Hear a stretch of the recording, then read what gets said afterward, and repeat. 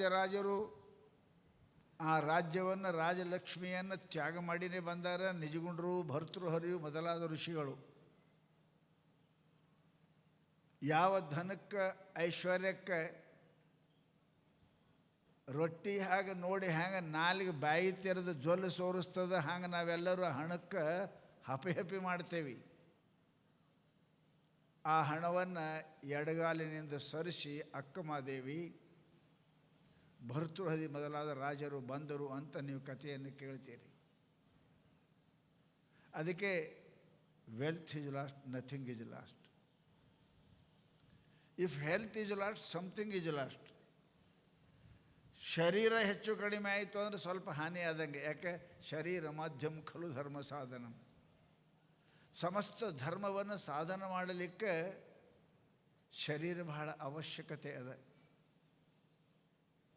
ಮನುಷ್ಯನ ಸಮಸ್ತ ಅವಯವಗಳು ಬೇಕು.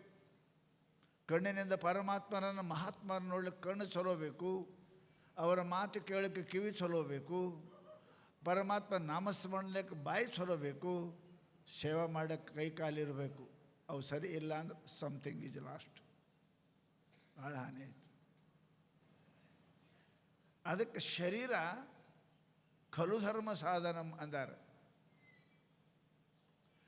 ಕಡೆಗೆ ಹೇಳಿದ್ರು, if character is last, everything is last. ಮನುಷ್ಯನ ಆಚಾರ ಹಾಳು ಆಯಿತು ಅಂದರೆ ಅವ ಬದುಕಿದ್ದರೂ ಸತ್ತಂತೆ. ಆ ಜೀವನಕ್ಕೆ ಯಾವ ಬೆಲೆಯೂ ಇಲ್ಲ. ಅಂಥ ಮನುಷ್ಯ ಇರುವುದಕ್ಕಿಂತಲೂ ಬಹಳ ಜಲ್ದಿ ಸಾಯುವುದು ಲೇಸು. ಯಾಕೆ? ಎಷ್ಟು ದಿನ ಇರ್ತಾನೆ ಅಷ್ಟು ಮತ್ತಿಷ್ಟು ಪಾಪನೇ ಮಾಡ್ತಾನೆ. ಪಾಪಾದ ಅವಶ್ಯಂ ನರಕಂ ಪ್ರಯಾತಿ ಹೇಳಿದರು. ಪಾಪ ಮನುಷ್ಯನಿಗೇನಪ್ಪ ಅಂದ್ರೆ ನರಕಕ್ಕೆ ಒಯ್ತದೆ. ನರಕ ಅಂದ್ರೇನು? ದುಃಖ. ಅದಕ್ಕೆ ಮಹಾನುಭಾವರು ನಮಗೆ ಏನು ಹೇಳ್ತಾರೆ ಅಂತ ಕೇಳಿದರೆ, ಪಾಪ ಕರ್ಮವನ್ನು ಮಾಡುವ ಮನಸ್ಸೇ ಮಾಡಬೇಡ. ಯಾವುದೇ ಕ್ರಿಯೆ ಸಂಭವಿಸಬೇಕಾದ್ರೆ ಮೂರು ಬೇಕು: ಜಾನಾತಿ, ಇಚ್ಛತಿ, ಯತತೆ. ಗೊತ್ತಿಲ್ಲ ವಸ್ತು ಇಚ್ಛೆ ಮಾಡೋಕ್ಕೆ ಬರೋಂಗಿಲ್ಲ. ನಮ್ಗೆ ಗೊತ್ತಿದ್ದ ವಸ್ತುವೇ ಇಚ್ಛೆ ಮಾಡ್ತೇವೆ. ನೀವು ಜಾಮೂನ್ ಆದರೆ ಹಾಂ ಕೊಡ್ರಿ ಅಂತೇಳಿ, ರಸಗುಲ್ಲ ಹಾಂ ಕೊಡ್ರಿ ಅಂತೇಳಿ. ಯಾಕೆ? ನಿಮ್ಗೆ ಗೊತ್ತದದು. ನಾ ಇನ್ನೊಂದು ಸಾಮಾನು ಹೇಳ್ತೀನಿ, ಗುಡುಗುಮ್ ಅಂತ. ಅದ್ರ ಹೆಸರೇನು ರೀ? ಗುಡುಗುಮ್. ಭಾಳ ಸ್ವೀಟ್ ಇರ್ತದೆ ರೀ, ನೋಡೋಕೆ ಭಾಳ ಚಲೋ ಇರ್ತದೆ. ಎಂದರೆ ಕೊಡ್ರಿ ಅಂತೀರೇನು ನೀವು? ಇಲ್ಲ, ನೀವು ಅನುಭವ ಮಾಡಿದ್ರೆ ಗೊತ್ತಾಗ್ತದೆ. ಕೇಳಿ ಕಿವಿಲಿ ಕೇಳಿರಿ. ಒಮ್ಮೆ ತಿಂದ್ರಿ, ನೆಕ್ಕದ್ರಿ, ನೋಡಿದ್ರಿ ಅಂದ್ರೆ ಇಚ್ಛೆ ಹಾಕದ. ಯಾವುದು ನೋಡಿಲ್ಲ, ನೆಕ್ಕಿಲ್ಲ, ಅದರ ಇಚ್ಛಾನೇ ಮನುಷ್ಯನೇ ಆಗೋ ಪ್ರಶ್ನೆನೇ ಇಲ್ಲ. ಅದಕ್ಕೆ ಹೇಳ್ತಾರೋ ಮೊಟ್ಟ ಮೊದಲ ಜಾನಾತಿ. ಯಾವ ಮನುಷ್ಯನು ಕೇಳಿಯೋ ನೋಡಿಯೋ ಮುಟ್ಟಿಯೋ ಮೂಸಿಸಿಯೋ ಯಾವುದನ್ನು ಅನುಭವ ಮಾಡಿದಾನೆ ಆ ವಸ್ತುವಿನ ಇಚ್ಛೆ ಆಗ್ತದೆ, ನನಗೆ ಬೇಕು ಅಂತ. ಅದಕ್ಕೆ ಮೊದಲ ಜ್ಞಾನ ಬೇಕು. ಇಲ್ಲ ಅಂದ್ರೆ ತಂದ್ರಪ್ಪ ಅಂತ ಕೇಳಿದ್ರೆ ಶಾಸ್ತ್ರ ಹೇಳ್ತಾರಪ್ಪ ಅಂದ್ರೆ ಜಗದಂಧಕಾರ. ಜ್ಞಾನ ಇಲ್ಲ ಅಂದ್ರೆ ಅಂಧಕಾರ. ಜ್ಯೋತಿ ಇಲ್ಲ ಅಂದ್ರೆ ಹೆಂಗೆ ಮನ್ಯಾಗ ಕತ್ಲಿರ್ತದೆ, ಹಂಗೆ ಜ್ಞಾನ ಇಲ್ಲ ಅಂದ್ರೆ ಜೀವನದಲ್ಲಿಯೇ ಕತ್ಲಿರ್ತದೆ, ಪೂರಾ ಇಡೀ ಜೀವನ. ಮೊದಲ ಜ್ಞಾನ. ಜ್ಞಾನ ಇತ್ತಂದರೆ ಇಚ್ಛೆ. ನಿಮ್ಮ ಖೀರು ಉಂಡಿರಿ ಭಾಳ ರುಚಿ ಅದ, ಜಾಮೂನ್ ತಿಂದಿರಿ ಭಾಳ ರುಚಿ ಅದ, ರಸಗುಲ್ಲ ತಿಂದಿರಿ ಭಾಳ ರುಚಿ ಅದ, ನೆನೆಸ್ತೀರೇ. ಯಾರ ಮದ್ಯಾಗಾರೆ ಉಂಡು ಮತ್ತೊಬ್ಬರು ಮದ್ಯಾಗ ಹೋಗಿ ನೆನಸು ಮಾಡ್ತಾರೆ. ಭಾಳ ಮಜಾ ಇರ್ತಾರೆ ಮಂದಿ. ಒಂದು ಮನ್ಯಾಗ ಮದ್ಯಾಗ ಉಂಡಿರ್ತಾರೆ, ಮತ್ತು ಮುಂದಿನ ಮದಿಗೆ ಹೋಗಿ ಇಬ್ಬರು ಕೂಡ ಮಾಡಿರ್ತಾರೆ. ಆ ಮದ್ಯಾಗ ಎಷ್ಟು ಚಲೋ ಐತಲ್ಲ, ಅಷ್ಟು ಚಲೋ ಇಲ್ಲ ಅಂತಿಲ್ಲಿ. ಎಂದು ಉಂಡಾನ್ರಿ 4 ವರ್ಷದಿಂದ ಉಂಡಾನಂತ. ಉಣ್ಲಾರ್ದೆ ನೆನಪು ಮಾಡೋಕ್ಕೆ ಬರೋಂಗಿಲ್ಲ. ಮನುಷ್ಯ ಅನುಭವ ಮಾಡಬೇಕು. ಅದಕ್ಕೆ ಜಾನಾತಿ. ಇಚ್ಛೆ ಮಾಡಬೇಕಾದ್ರೆ ಮಾದರ ಮಸ್ತುವನ್ನು ನೋಡಿರ್ಬೇಕು, ಮುಟ್ಟಿರ್ಬೇಕು, ಮುಚ್ಚಿರ್ಬೇಕು. ಅವನಿಗೆ ಇಚ್ಛೆ ಹಾಕೋದು. ಇಚ್ಛಾ ಆಮೇಲೆ ಜಾನಾತಿ ಇಚ್ಛತಿ. ಇಚ್ಛಾ ಮಾಡ್ತಾನೆ. ಅವು ಇಚ್ಛಾ ಆಯಿತು ಅಂದ್ರೆ ಸುಮ್ಕೊಂಡಂಗಿಲ್ಲ. ನಿಮ್ಮ ಮನಸ್ಸಿನಾಗ ಬಂತು, ಕಾರ್ಯಕ್ರಮ ಆದ ಬೀದರದ ಇದ್ರಾಗ ಹುಬ್ಬಳ್ಳಿಯಾಗ ಅಪ್ಪ ಅವ್ರದ್ದು 150 ವರ್ಷದ್ದು ಹೋಗಬೇಕು ಅಂತ ಇಚ್ಛಾ ಆಯಿತು ಅಂದ್ರೆ ಬಸ್ ನೋಡ್ತೀರಿ, ಪ್ರೈವೇಟಲ್ಲಿ ಮಾಡ್ತೀರಿ, ಗಾಡಿಯರು ನೋಡ್ತೀರಿ, ನಡ್ಕೋತಾರೆ. ಇಚ್ಛಾ ಆಯ್ತಂದ್ರೆ ಹೋಗ್ತಾನೆ ಮನುಷ್ಯ. ಬರಬೇಕು ಅಂದ್ರೆ ಮೊದಲು ಇಚ್ಛಾ ಆಗಬೇಕು. ಇಚ್ಛಾ ಆಗಲಿಲ್ಲ ಅಂದ್ರೆ ಬರಂಗಿಲ್ಲ ಮನುಷ್ಯ. ಅದಕ್ಕೆ ಹೇಳ್ತಾರು ಜಾನಾತಿ ಇಚ್ಛತಿ, ಬಂತು ಅಂದ್ರೆ ಯತತೆ, ಅವ ಪ್ರಯತ್ನ ಮಾಡ್ತಾನೆ.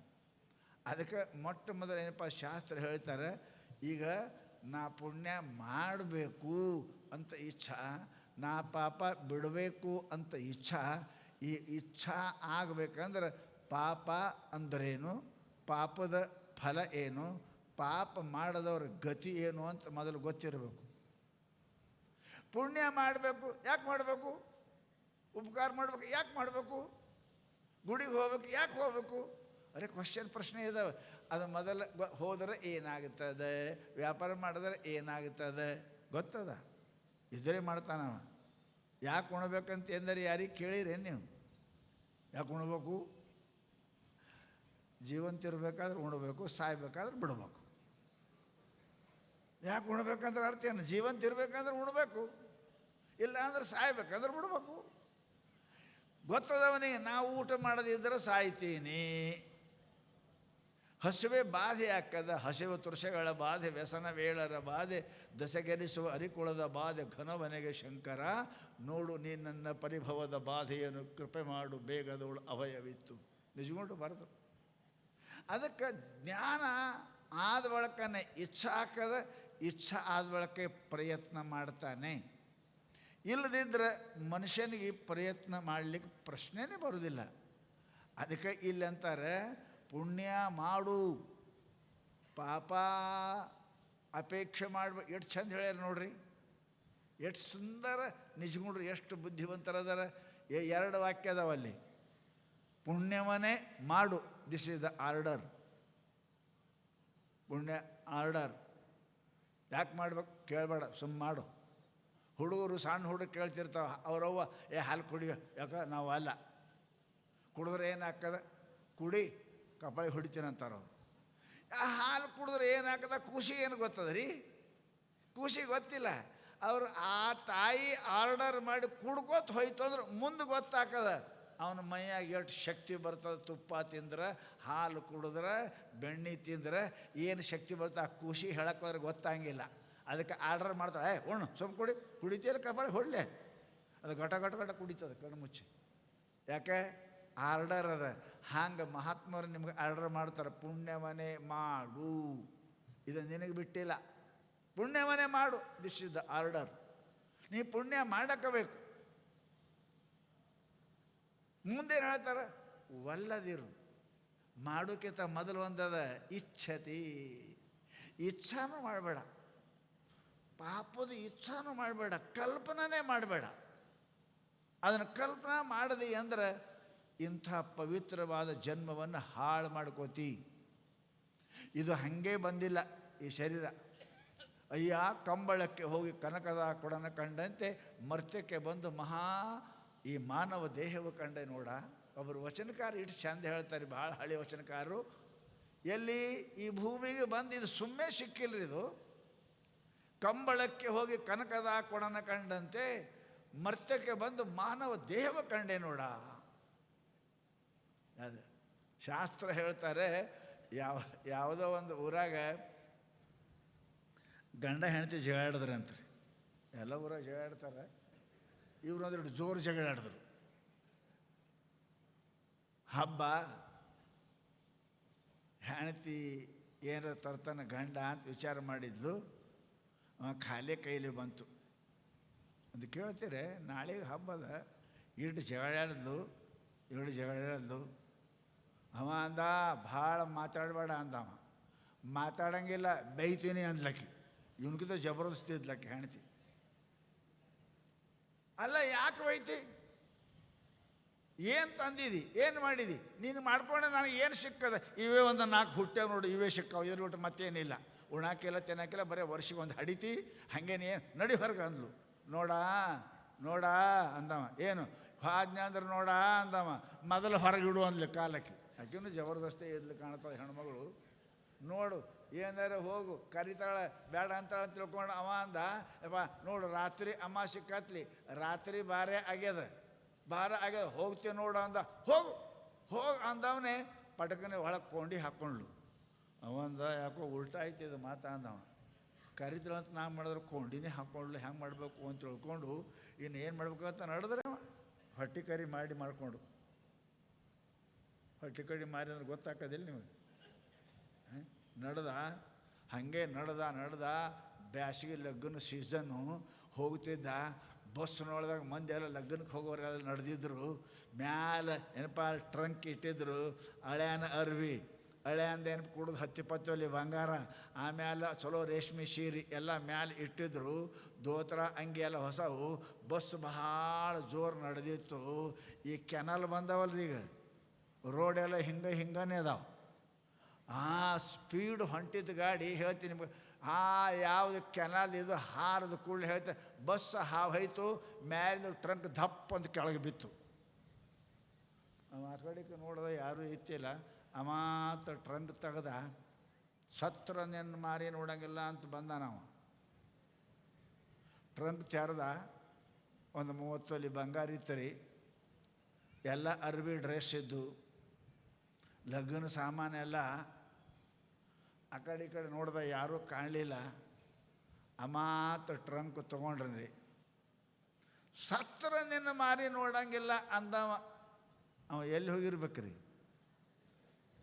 ಸಿದ್ಧಾರ್ಥ ಮಠಕ್ಕೆ. ಸತ್ರ ನಿನ್ನ ಮಾರಿ ನೋಡಂಗಿಲ್ಲ ನಾನು ಸಿದ್ಧಾರ್ಥ ಮಠಕ್ಕೆ ಬರ್ತಾನೇನ್ರಿ? ಸಪ್ತಾಹ ನಡೆದದು ಭಾಳ ಭಾರಿ. ದಿನಾಬ್ರು ಊಟ ಕೊಡಕತ್ಯಾರ, ನಾನು ಊಟ ಕೊಡಬೇಕು ಅಂತ ಬರ್ತಾನೇನ್ರಿ? ಒಬ್ಬರು ಹ್ಞೂ ಅನ್ನಲ್ಲ ನೋಡ್ರಿ. ಎಲ್ಲರೂ ಅದೇ ಪೈಕಿನೇ ಇದ್ದೀರಿ ನೀವು. ಸೀದಾ ಸಾಮಾನು ತೊಗೊಂಡು ಎಲ್ಲಿ ಹೋದ. ಹಗಲು ನೋಡು ಏನಾಕತ್ತೇಕೋ ಮನೆಗೆ ಹೋದ. ರಾತ್ರಿ ಬಂದು ಹೀಗೆ ನಾಲ್ಕು ಕಡ್ದ ಡೋರು ಬಾಗಿಲು ಬಡ್ದ. ಯಾರು ಅಂದ್ಲು. ನಾನೇ ಅಂದವ. ನಾ ಅಂದ್ರೆ ಯಾರು? ನಿನ್ನ ಗಂಡ ಅಂದವ. ಮತ್ತ್ಯಾಕೆ ಬಂದಿ ಅಂದ್ಲು. ತೆರೆದರೆ ನೋಡು ಅಂದವ. ಆಕೆ ಹಿಂಗೆ ಬಾಗಿಲು ತೆರೆದು ಇವ ಖುಲ್ ಜಾಸಿಮಿಸಿ ಮತ್ತು ಇವ ಟ್ರಂಕ್ ತೆರೆದ. ಸತ್ತರ್ನೇನು ಮಾರಿ ನೋಡಂಗಿಲ್ಲ. ಅಲ್ಲಿಗೆ ಪಟ್ನೆ ಕೈ ಹಿಡಿದು ಎಳ್ಕೊಂಡು ಬಾಗಲೇ ಮುಚ್ಚೋದು ನೋಡ್ರಿ. ಬಾಗಲೇ ಮುಚ್ಚೋದು ಹೆಂಗದ ರೀ ಶಾಸ್ತ್ರ ಹುಚ್ಚ. ಇದು ಅನಂತ ಕಂಬಳಕ್ಕೆ ಹೋಗಿ ಕನಕದ ಕೊಡನ ಕಂಡಂತೆ. ಹೆಂಗೆ ಆ ಹೊರಗೆ ದಾರಿಗೆ ಹೋದ ಮನುಷ್ಯ ಬಂಗಾರ ಸಾಮಾನು ಸಿಕ್ಕರೆ ಅದರ ಹೊಟ್ಟೆ ಪುನಃ ಮತ್ತೆ ತನ್ನ ಸಂಸಾರಕ್ಕೆ ಹೋಯ್ತೇವೇನೋ, ಪರಮಾತ್ಮನ ಕಡೆಗೆ ಹೆಂಗೆ ಹೋಗಲಿಲ್ಲ. ನಾವು ಅವನ ಪೈಕಿನೇ ಇದ್ದೀವಿ. ಇಂತಹ ಪವಿತ್ರವಾದ ಮಾನವ ದೇಹ ಸಿಕ್ಕ ಕಾಲಕ್ಕೆ ಸಿದ್ಧಾರ್ಥ ಮಠಕ್ಕೆ ಬಂದೇವಿ. ಇನ್ನು ಮೇಲೆ ಇಲ್ಲೇ ಇರೋನು ಅಂತ ಅನ್ನೋರು ಒಬ್ಬರೇ ಇದ್ದೀರಿ. ಇದ್ರಾಗ ಯಾವಾಗ ಮುಗಿತದೋ ಅಂತಾರೆ. ಈ ಯಾರೋ ನಾಳೆಗೆ ಹೋಗೋರು ಅದಾರ, ನಾಡ್ದು ಹೋಗೋರು ಅದಾರ. ಯಾಕೆ ಹಂಗಿಲ್ಲಪ್ಪ ಅಲ್ಲೂ ಎಲ್ಲ ಅದು ಅನಂತ ಪುಣ್ಯ ಬೇಕು. ಅನೇಕ ಜನ್ಮ ಭಜನಾತ್ ಸ್ವವಿಚಾರಂ ಚಿಕೀರ್ಷತಿ. ಅನಂತ ಜನ್ಮದ ಪುಣ್ಯ ಇದ್ದವ್ರ ಕೆಲಸ ಅದಿದು. ಇದೇನು ಜಾದು ಆಟಕ್ಕೆ ಹೋಗಿ ನೋಡಕ್ಕೆ ನಿಂತಂಗೆ ಅಲ್ಲಿದು. ಅನಂತ ಜನ್ಮದ ಪುಣ್ಯ ಬೇಕು ಅಂತ ಮಹಾತ್ಮರು ಹೇಳ್ತಾರೆ, ಪುಣ್ಯಾತ್ಮರೇ. ಅದಕ್ಕೆ ಅಂತಹ ಜನ್ಮ ಬಂತು ಅಂದ್ರೆ ಮನುಷ್ಯನಿಗೆ ಈ ದಾರಿ ಸಿಗುತ್ತದೆ. ಬಂಗಾರ ಅಂಗಡಿಗೆ ಎಷ್ಟು ಮಂದಿ ಹೋಗ್ತಾರ್ರಿ? ಬಂಗಾರ ಅಂಗಡಿ ಹೋಗಾಕ ಸುಮ್ಮೊಂದು ಅರ್ಧ ತೊಲಿಯ ರೊಕ್ಕ ಇರಬೇಕಲ್ಲ ಯಪ್ಪ. ಹಾಂ, ಕಾಯಿಪಲ್ಲೆ ಬಜಾರ್ ಚಂತನ ಮುಂಜಾನೆ 1000 ಮಂದಿ ಇರ್ತಾರೆ. 1 ಕಿಲೋ ಮೆಣಸಿನ್ಕಾಯಿ, 1 ಕಿಲೋ ಉಳ್ಳಾಗಡ್ಡಿ, 1 ಕಿಲೋ ಬೆಳ್ಳಾಗಡ್ಡಿ ಅಂತ ತಿಳ್ಕೊಂಡು ಹೋಗೋರು ಇರ್ತಾರೆ. ಬಂಗಾರ ಅಂಗಡಿಗೆ ಹೋಗೋರು ಎಷ್ಟು ಮಂದಿ ಇರ್ತಾರೆ ರೀ? ಕಿಶದಾಗ ಬಕ್ಕಮ್ಮ ರೊಕ್ಕ ಇದ್ದವನೇ ಬಂಗಾರ ಅಂಗಡಿ ನೆನಪು ಮಾಡ್ತಾನ. ಯಾವನ ಹಂತಾಗ ರಂಗಿಲ್ಲ, ಬಂಗಾರ ಅಂಗಡಿ ವಿಚಾರನೇ ಹೆಂಗೆ ಮಾಡಂಗಿಲ್ಲ. ಹಾಗೆ ಯಾವ ಮನುಷ್ಯನ ಅನಂತ ಜನ್ಮದ ಪುಣ್ಯ ಇದ್ದವನೇ ಈ ಮಾರ್ಗಕ್ಕೆ ಹೋಗ್ಬೇಕಂತ ವಿಚಾರ ಮಾಡ್ತಾನೆ. ವಿಚಾರ ಮಾಡೋರೊಳಗೆ ಭಗವಂತ ಭಾಳ ಸ್ಪಷ್ಟ ಹೇಳ್ದ, ಮನುಷ್ಯಾಣಾಂ ಸಹಸ್ರೇಶ್ ಕಶ್ಚಿದ್ ಯತತಿದಿದ್ದಯೇ. ಕಶ್ಚಿತ್ ಅಂದ್ರೆ ಗೊತ್ತದ ನಿಮಗೆ ಏನಂತ? ಯಾರೋ ಯಾರೋ ಯಾರೋ ಯಾರೋ ಒಬ್ಬರು. ಕಶ್ಚಿತ್ ಅನ್ನೋ ಶಬ್ದ ಇಷ್ಟು ನಿಕೃಷ್ಟ ಶಬ್ದದ, ಇಷ್ಟು ಕಡಿಮೆ ದ್ಯೋತಕ ಮಾಡ್ತದೆ. ಯಾರೋ ಒಬ್ಬರು ಕಶ್ಚಿದ್ ಯತತಿ ಸಿದ್ಧಯೇ, ಯಾರೋ ಬಿಡಬೇಕಂತ ಇಚ್ಛಾ ಮಾಡ್ತಾರೆ. ಭಾಳ ಭಾಳ ಧೈರ್ಯ ಬೇಕ್ರಿ ಮನೆ ಬಿಡ್ಬೇಕಾದ್ರೆ. ಸುಮ್ಮದ ಇಟ್ಟು ಬರಬೇಕಾದ್ರೆ ಇಲ್ಲಿ ಬಂದು 2 ದಿನ ಇರಬೇಕಾದ್ರೆ ನಿಮ್ಮ ಹಣೆ ಬರ ಹೆಂಗದ ನಮ್ಗೆ ಗೊತ್ತದ. ಎಂದು ಮುಗೀತದೋ ಯಾವಾಗ ಹೋಗಲು ಅಂತ 100 ಸಲ ಮನೆಗೆ ಫೋನ್ ಮಾಡಿರ್ತೀರಿ. ಆರಾಮಿದ್ದಿ, ಚಲೋ ಇದ್ದಿ, ಹುಡ್ರಿ ಹೆಂಗದ, ಅಲ್ಲ ಇವನ ಎಲ್ಲ ಬಿಟ್ಟು ಬಂದೆ ಮತ್ತೆ ಹೋಗಿ ನೆನೆಸ್ತೇವೆ. ಇಲ್ಲಿ ಬೀಳು ಹಂಗತ್ತಾಗ ಶೆದ್ದಾಡೋ ಬಾಗಲ್ದಾಗ ಅದ್ರ ಬಿಟ್ಟು ಮತ್ತೆ ಅದೇ. ಅದಕ್ಕೆ ಅಂದವ ಸಹಸ್ರೇಶು ಕಶ್ಚಿದ್ ಯತದ್ ಸಿದ್ಧೇ ಯತದಾಂಬ ಸಿದ್ಧಾನಂ ಕಶ್ಚಿನ್ ಮಾಂ ವೇತ್ತಿ ತತ್ವತ. ಯಾರೋ ಒಬ್ಬರು, ಏಕೋವಾ ದ್ವಿವಾ ತ್ರಿವಾ, ಭಾಳ ಮಂದಿ, ಒಬ್ಬರು 2 3 ಮಂದಿ ಅಂತಾರೆ. ಎಲ್ಲರಿಗೆ ಆಗೋ ಮಾತಲ್ರಿ ಇದು ಬಹಳ ಕಠಿಣ ಮಾರ್ಗದ. ಜ್ಞಾನಕ್ಕೆ ಪಂಥ ಕೃಪಾಣಕ್ಕೆ ಧಾರ.